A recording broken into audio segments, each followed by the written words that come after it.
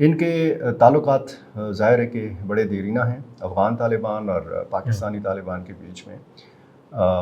اسی وجہ سے پھر جب عمران خان وزیر اعظم تھے اور اس دور میں یہ ایک مذاکرات ہوئے تھے اور اس میں یہ کوشش کی گئی تھی کہ بہت سارے جو یہ اسلحہ رکھیں، ہتھیار ڈالیں اور یہ پاکستان میں رہنا شروع کر دیں پرامن شہری کے طور پر، یہ آئین پاکستان کی پاسداری کریں۔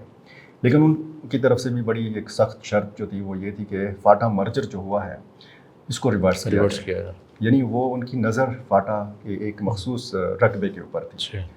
تو بہت سارے معاملات ہیں اور یہ اتنا وسیع اس پالیسی کے تحت لوگ آئے تھے، لوگ آئے بھی تھے، لوگوں کو جیلوں سے رہا بھی کیا گیا تھا، لیکن اتنی بڑی تعداد میں نہیں رہا کیا گیا تھا جتنا مبالغہ مجھے سننے کو ملتا ہے کہ یہ 40,000 کا ذکر کیا جاتا ہے۔ ایسی بات نہیں۔ تو جو بدامنی کے واقعات ہوئے صوبے کے اندر، اس کے اندر اس پالیسی کا حصہ تھا، جیسے بڑی تنقید بھی کی جاتی ہے کہ عمران خان صاحب کے اوپر میں نے جیسے شروع میں آپ کو کہا نا کہ جب افغان طالبان برسر اقتدار آئے تو ان کو شے ملی، ان کو حوصلہ ملا کہ ہاں پاکستان میں بھی اس طرح کی صورتحال ہو سکتی ہے۔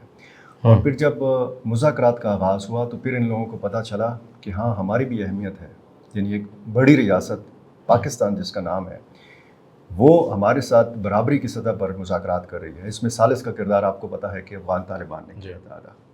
اور یہ اس وقت کی بات ہے جب پاکستان تحریک انصاف کی حکومت سے آپ کہہ رہے ہیں؟ جی، وزیر اعظم تھے عمران خان، آرمی چیف تھے جنرل باجوہ، ISI چیف تھے جب دوبارہ آباد کرنے کا ایک منصوبہ، اور جب یہ مذاکرات کا سلسلہ بھی ہو رہا تھا تو کور کمانڈر لگ گئے تھے فیصل پشاور کے۔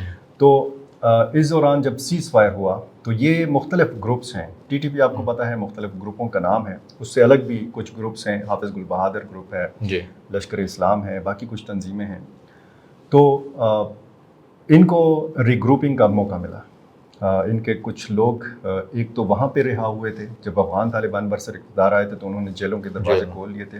اس میں مولوی فقیر محمد کا بھی نام ہے جو باجوڑ کے بڑے اہم جو ہیں طالبان رہنما ہیں۔ اسی طرح پاکستانی جیلوں سے بھی کچھ لوگوں کی رہائی ہوئی، اطلاعات یہ ہیں۔ اور پھر ظاہر ہے کہ جب ان کو یہ موقع ملا، بیچ میں سیز فائر ہوا تھا، پھر جب معاہدے تک یہ پہنچنے لگے تھے اور پھر سخت شرائط دونوں طرف سے آئیں تو یہ سیز فائر ٹوٹا اور اس کے بعد سے ہم یہ دوسری لہر دہشت گردی کی دیکھ رہے ہیں کہ جو جس نے پوری طرح لپیٹ میں لیا ہوا ہے خیبر پختونخوا کو، خصوصاً جنوبی ریجن کو۔ 2 ڈویژنس ہیں وہاں پہ جو زیادہ متاثرہ ہیں، بنو ڈویژن ہے اور ڈیر اسماعیل خان ڈویژن ہے۔ بنو ڈویژن میں آپ کو پتہ ہے ضلع بنو ہے، لکی مروت ہے اور شمالی وزیرستان ہے۔ ڈیر اسماعیل خان ڈویژن میں ڈیر اسماعیل خان کا ضلع ہے، ٹانک ہے اور جنوبی وزیرستان کے 2 اضلاع شامل ہیں۔